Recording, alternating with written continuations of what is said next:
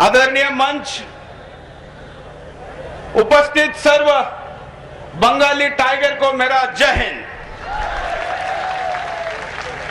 मैं बंगाल में पहली बार आया हूं, जरा टाइगर का जोश मुझे देखना है। भारत माता के जयकार के साथ मैं उसको देखना चाहता हूं। भारत माता की, भारत माता की जय, भारत माता की जय, वंदे मातरम, वंदे मातरम। जयकारा ऐसा होना चाहिए कि मैडम सोनिया के आदेश से चुप बैठे हुए प्रणव दा को भी बंगाली टाइगर का आवाज जाना चाहिए। भारत माता की, भारत माता की। मैं जैसे कि पहले कहा, मैं बंगाल में पहली बार आया। वैसे तो बहुत सालों से इच्छा थी, लेकिन लग रहा था कि बंगाली टाइगर सो रहा है, वहां जाके करेंगे क्या। लेकिन जब पिछले 2 सालों से मैं तपन दा को देख रहा हूं, मुझे लग रहा है कि बंगाल में परिवर्तन आने वाला है और तपन दा को बंगाल में जाकर सपोर्ट देने की जरूरत है। और इसलिए मैं हिंदुस्तान को लेकर यहां पर आया हूं और आप लोगों के जोश को अपने चैनल के द्वारा पूरे हिंदुस्तान में लेके जाने वाला हूं। यहां सड़क पर आप बैठे हैं, कोई लोग कहेंगे कि सड़क पर बैठ के हिंदुत्व की बात क्या करते हो। अरे जब लोग सड़क पर बैठ के भगवान के नाम से सड़क हर हफ्ते जाम करते हैं, तो हम धर्म के नाम से एक दिन जाम नहीं कर सकते।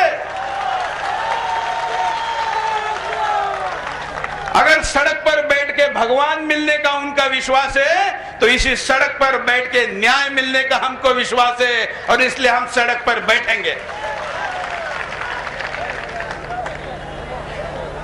ये जो संगठन हिंदू संहिता यहां पर शुरू हुआ है, भले ही इसको कुछ लोग आज छोटा संगठन कहते हो, लेकिन मैं देख रहा हूं कि छत्रपति शिवाजी महाराज ने महाराष्ट्र में कुछ 14 साल के युवाओं को लेकर संगठन शुरू किया था और समस्त मुगलों को पराजित करके हिंदू स्वराज्य स्थापन किया था। यह ताकत इस संगठन में है और इसलिए मुझे शिवाजी की सेना दिख रही है। तब के जो पॉलिटिकल पंडित थे, उनको भी छत्रपति शिवाजी महाराज का 14 साल के आयु के युवाओं का संगठन बच्चों का खेल लगता था। लेकिन मुझे तपन घोष का ये बच्चों का खेल नहीं, ये शेरों की सर्कस लग रही है। अरे दिखा देगी कि यहाँ के टाइगर में कितनी ताकत है।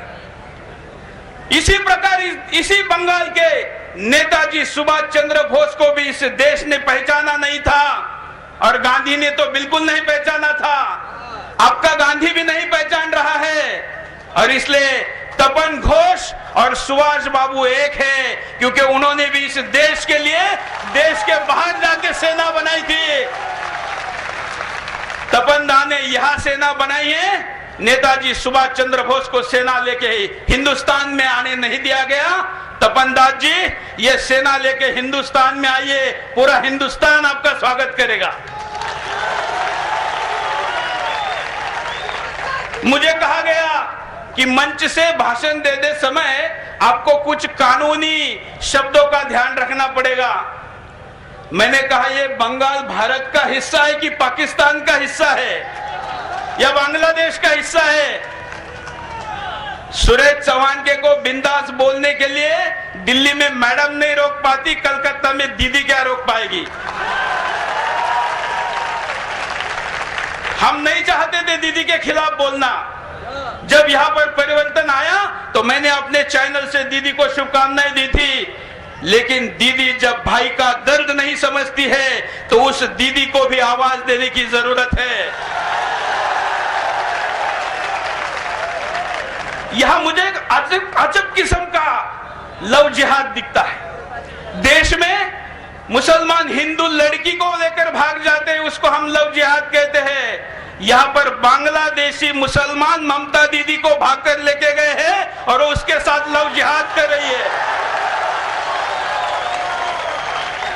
वहां पर भी कभी कभी हमारी बहन गलती से जाती है, कभी दबाव में जाती है। हम मानते हैं कि ममता दीदी वोट के लालच में गई है, उसको वापस लाएंगे। इस लव जिहाद से भी मुक्ति पाएंगे।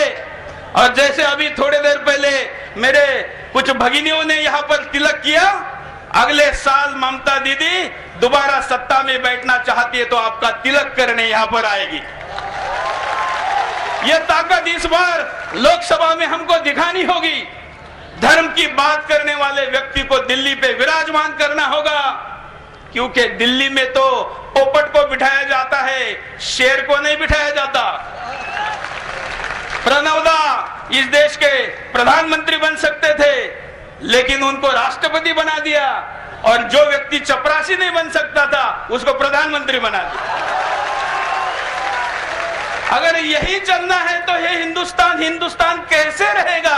आपको लगता है कि हिंदुस्तान बड़ा रहेगा? नहीं। अगर नहीं लगता है तो इसको बदलना होगा कि नहीं? और उसके लिए बिंदास बोलना होगा, क्योंकि हम बोलते नहीं, यही हमारी समस्या है।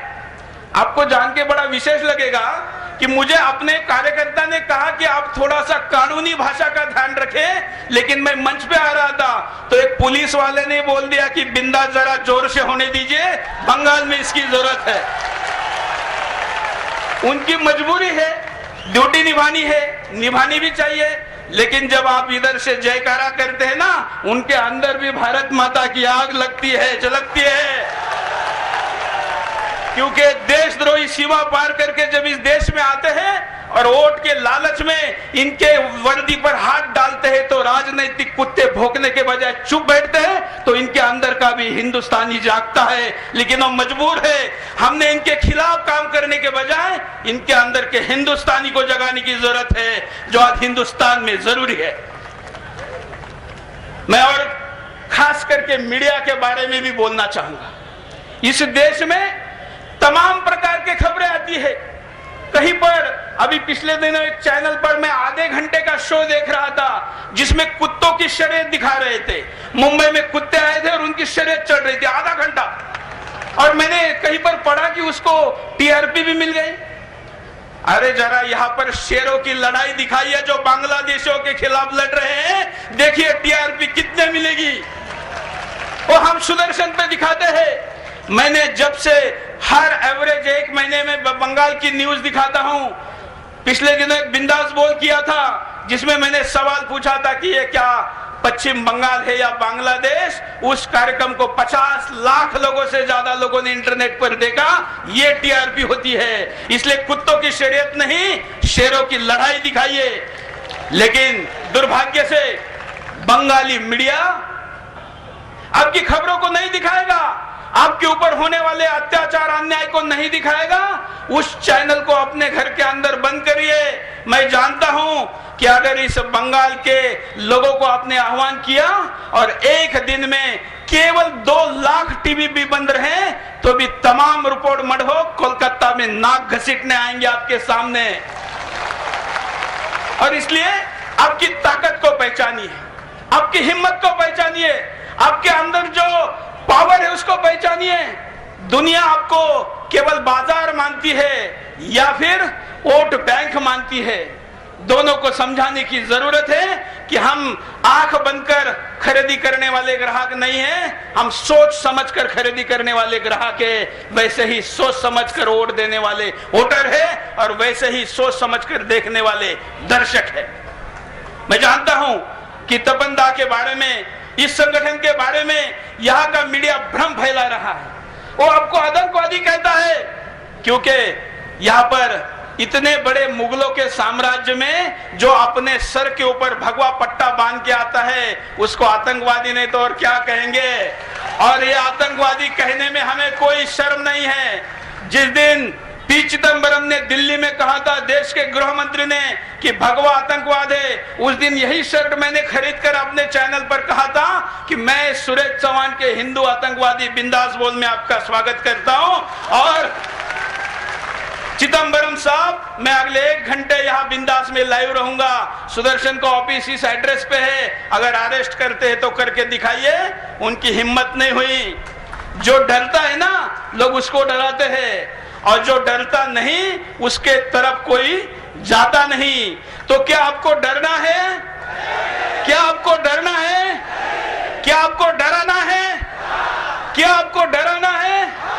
और ये डर हम किसी वसूली के लिए नहीं चाहते। हम जो डराने वाले हैं ये हम किसी लालच में नहीं डराना चाहते। हम जो डराने वाले हैं ये इस भारत माता की रक्षा के लिए डराने वाले हैं। इसमें हमारा व्यक्तिगत स्वार्थ नहीं। अगर हम आतंकवादी हैं तो हम बांग्लादेशी घुसपैठियों के खिलाफ आतंकवादी हैं। अगर हम आतंकवादी हैं तो जिहादियों के खिलाफ हम आतंकवादी हैं। अगर हम आतंकवादी हैं तो लव जिहाद के खिलाफ हम आतंकवादी हैं। भूख भ्रष्टाचार के खिलाफ हम आतंकवादी हैं। इस देश के टुकड़े करने वालों के खिलाफ हम आतंकवादी हैं। क्योंकि जब रानी रासमुनि जी के बच्चों के ऊपर अत्याचार होता है तो उसको भी आतंकवादी होना पड़ता है। भले वो यहाँ पर हाथ पर मांडी डालकर बैठी है, जब शत्रु आता है तो खड़े होकर उसको रोकती है। ये उसमें हिम्मत है। हम उसके गोद में बैठे हैं तो उसके सामने हिम्मत दिखाइए। भारत माता और रानी रासमुनि हमको ताकत देगी और इस बांग्लादेशी घुसपैठिए नहीं, तमाम देशद्रोहियों से हम इस देश को मुक्त करने का काम करेंगे। हमेशा मुझे एक बात और लगती है कि बंगाल एक ऐसा राज्य था, मैं था इसलिए कह रहा हूं कि इस देश में जब भी क्रांति की कोई ज्वाला उठी तो बंगाल से उठी। जब भी कोई सख्त आवाज इस देश में उठी तो बंगाल से उठी। लेकिन पता नहीं पिछले कुछ सालों से बंगाल शांत हो गया है। ऐसा क्या कारण है, मैं समझना चाहता हूं। क्या बंगाल डर गया है? क्या बंगाल डर गया है? अगर बंगाल डरा हुआ नहीं है तो अन्याय के खिलाफ बोलता क्यों नहीं है?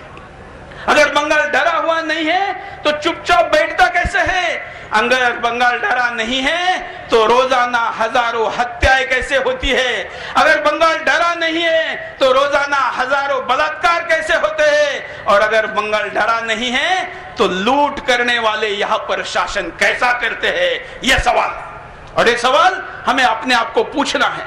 हमें इसलिए भी पूछना है क्योंकि लगता है कि बंगाल की काली जादू अब बंगालियों पर ही काम कर रही है और हमारा यहाँ पर ऐसा भ्रमण कराया गया है कि हम सब मौन हो गए हैं। लेकिन इस काले जादू से हमको मुक्ति पानी है। इसलिए सामर्थ्य लाना होगा इन भुजाओं में। जो यहाँ के काली माता में हिम्मत है, उसने भी तभी के आतंकवादियों के नरमुंड बनाकर अपने गले में माला पहनाई थी। आज भी हमको इस देश के दुश्मनों के नरमुंडों की माला माँ काली को और माँ भारती को पहनाने की जरूरत है। यह सब कुछ हम गैर कानूनी तरीके से नहीं करना चाहते। हम मजबूर नहीं होना चाहते। लेकिन अगर कानून इस देश की रक्षा करने में आड़ा आता है तो हम कानून की भी परवाह नहीं करेंगे। ये कानून बनाने वाले और उसकी रक्षा करने वाले समझ ले, क्योंकि यह बात कानून को बचाना है या देश को बचाना है। ये है हमारे लिए कानून बचा नहीं तो चलेगा, देश बचना जरूरी है। और इसलिए हम कानून बचाने से ज्यादा देश बचाने के लिए अपना सर्वस्व त्यागेंगे। मैं इस आश्वासन के साथ अपने शब्दों को विराम देता हूं कि पहले तो मैं महीने में एक दिन बंगाल को दिखाता था। यहां पर आने के बाद आपका उत्साह और जोश देख के मैं आपको भरोसा देता हूं कि मैं आपको अभी रोज दिखाऊंगा। तब तक दिखाऊंगा जब तक बांग्लादेशी घुस बैठिए इस देश से भाग नहीं जाते। तो अगर आप शांत बैठेंगे तो मैं शांत कैसे दिखाऊं? इसलिए आपको रोज कुछ करना होगा, रोज लड़ना होगा। इस पीढ़ी को, एक पीढ़ी को बर्बाद होना होगा। ये बर्बादी देश को अगर मुक्ति दिलाएगी तो ये बर्बादी भारत माँ के चरणों में समर्पण रहेगी। और मैं जानता हूं कि तपनदा के शेर अपना समर्पण भारत माता के लिए देने के लिए आए हैं। मैं आपका स्वागत करता हूं और सुदर्शन से हमेशा आपका समर्थन करता रहूंगा, यह आश्वासन देता हूं। जय हिंद। सुदर्शन चैनल, हम ये भाषा चैनल से बोलते हैं इसलिए कई चैनल वाले, केबल वाले सुदर्शन को दिखाने से डरते हैं। अगर आपका केबल वाला सुदर्शन नहीं दिखाता है तो उसको बोलिए कि 2 दिन के अंदर अगर सुदर्शन नहीं दिखा तो केबल काट देंगे, सुदर्शन दिखने लगेगा। ये आपका अधिकार है, ये आपका कंज्यूमर राइट है। और ये सुदर्शन अगर देखना है तो वीडियोकॉन के डिश पर 322 नंबर पे है। डिश टीवी पे 581 नंबर पे है और रिलायंस बिग टीवी पे 428 नंबर पे है। आप इसको ऑनलाइन भी देख सकते हैं www.sudarshannews.com। लेकिन सबसे जरूरी है केबल वालों को सबक सिखाइए, सारा बंगाल सुदर्शन देखेगा और इसके लिए आप सब हम सब लोग मिलके बंगाल के विषय को देश भर लेके जाएंगे। धन्यवाद।